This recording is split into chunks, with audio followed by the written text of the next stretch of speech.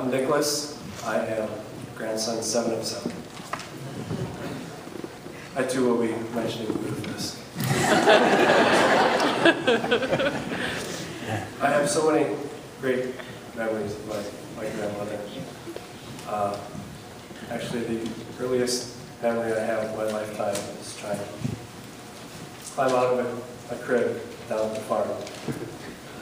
Family reunions, Christmas gatherings, which again always included lutefisk to be hidden, or eat the mashed potatoes, or getting to the dog or the cat. Will never be forgotten. Who could ever forget those homemade waffles? I call them donuts, fry cakes. It was always a treat to receive a bag of those donuts to take home with you, or some waffles after a hard day of work of raking leaves down at the farm.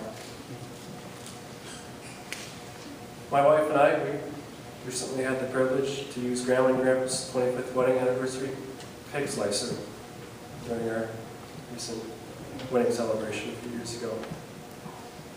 It was just an honor for us to remember Grandma and Grandpa in that way. We will continue to pass down this cake slicer to our children, to our children's children, which will continue to serve as a celebration, a symbol of celebration and remembrance for years to come. I had a coworker ask me what Grandma's secret was for such a long and glorious life. I told her that was an easy question to answer. It was her joy, it was her laughter, caring that she brought for each and every one of us. I love you, Grandma. You will always be thinking of you.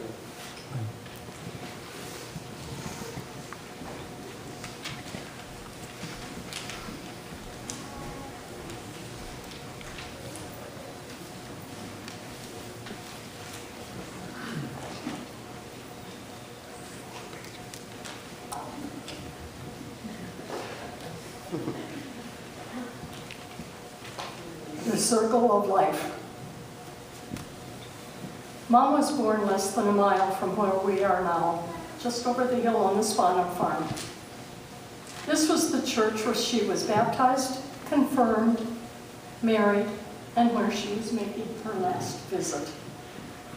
Depending on the time in her life, you would see her sitting over there as a young child with her whole family, over on this side with Dad, in the choir loft for many years, and following Dad's death, she returned to her special spot under the stained glass window depicting her favorite Bible verse, "The Lord is my shepherd." I was told her older brothers and sisters often spoiled her. She enjoyed school and even skipped a grade at Springdale Center where she was a student. As many of you know, she lived in town across from the school with some of her Springdale friends when she attended high school. There was no school bus at the time. They made their own meals, and at night they would often walk uptown to go dancing at the old Parkwood Theater. I often wondered what kinds of mischief they got into, because she would never let me go to dances with my friends at Club 18. School dances were okay, however, and I often still hear at my class reunions that I was a goody-goody. Little did they know. Many Spanum members died during the 30s and 40s. Those were very sad years for their family. The story was told that when Grandma Spanum died in 1944, Mother wore a very tasteful brown dress. However, her brother Stanley called her on it and said that black was more appropriate. Maybe that was the first time she heard, "What will people think?" I heard that phrase many times during the years that I was growing up, and obviously it made an impact on me because you see what color I'm wearing today. We moved to the farm in March of '46. Mom traded in the life of a professional secretary to that of a farm wife. This was a new role for her. She immersed herself in the sight of her new community, and she became involved in activities in both church and school. I had to leave my beloved Lowell School in Madison with 102 second graders, and I became a student at Springdale Center, a one-room country school where Mother had attended, with outdoor toilets. I became student number 6 in my class, and I was one of 28 students in the whole school, grades 1 through 8. I learned to play softball there, just like my mother. When I turned 10, Mother and Dad encouraged me to join the Springdale 4-H Club. At the first sewing meeting of the girls and their mothers, we were each asked what to tell our mothers were good at.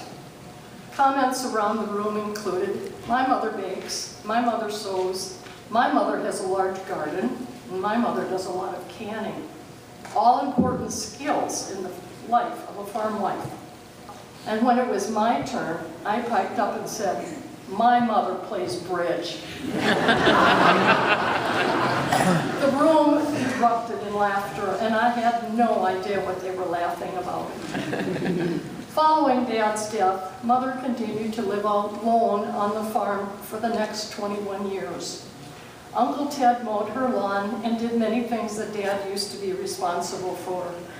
Due to the fact that Uncle Ted and Mother were 6 years younger than their brothers and sisters, they were best friends all of their lives.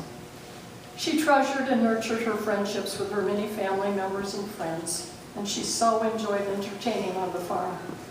The dining room got a lot of use. When she entertained, there were usually at least 3 or 4 kinds of cookies or cakes served on her best dishes at the end of the meal. She also started traveling with friends and family members during these years. She thoroughly enjoyed these experiences and kept track of all of her trips in shorthand. In fact, she kept a shorthand diary of her life once she learned that skill. Mother moved to Sienna Crest shortly after her 90th birthday. It was becoming more difficult for her to negotiate the stairs on the farm. She hated to give up driving, but it became necessary for her to do so. She moved to Ingleside on July 21, 2004, and had been a resident there ever since. Room 50 was her new home. She had a beautiful east view with the sun streaming in whenever it was shining. Never did we think she would live there for 8.5 years. Her caregivers became part of our family. They are angels on earth. We can never, ever thank them enough for the kindnesses that they showed Mother during the time she spent under their care. We would also like to thank the many, many family members and friends for their faithful visits and for all the cards and letters they sent to Mom over the years. Pastor Jeff, you have been so wonderful in nurturing Mother as a member of your flock.